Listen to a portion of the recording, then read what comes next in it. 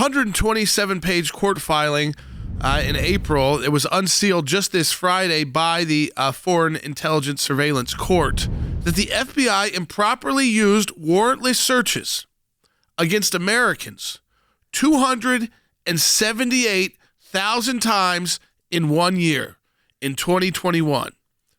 278,000 times constitutional rights were violated. The rights and the protections we have in the Constitution, our Fourth Amendment right against illegal search and seizure. The government has to get a warrant to do any kind of intelligence gathering on American citizens, unless they try to fit you into a foreign agent.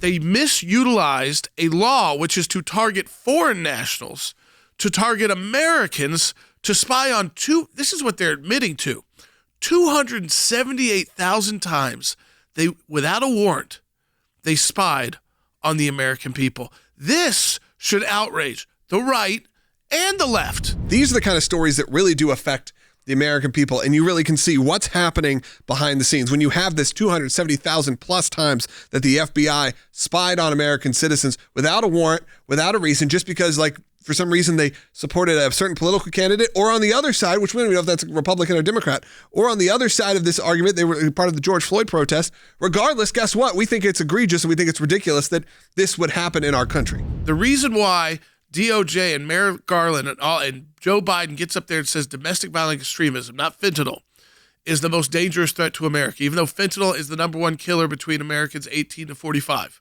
So you think that was pretty much the number one killer. They get up and say domestic violent extremism is the number one problem. And that's because we know on January 6th, for each arrest made, they went to someone's, instead of treating it as a Washington, D.C. event, they went to every single local jurisdiction and city, and then they counted that as a domestic violent extremist event in that town. So all those protesters, many who did break the law, who showed up in Washington, when they were arrested at home, that counted as a separate domestic violent extremist event. So they are misusing the numbers for their own political narrative. This is why we must have politicians elected who can fundamentally transform the FBI. And in the meantime, what we're going to do at the ACLJ is keep the pressure on these institutions so we can expose their wrongdoing, let Congress know about it so they can do their oversight as well. And we all know what it's building to. It's building to a time where we know that real reform is going to get done with elections. So we have to be ready to go on day one if conservatives take back the White House and the House and then the Senate too, that we can start dismantling the bad actors in these agencies and making the decision about whether or not they should be abolished altogether and reconstituted at a different form. And that's why the work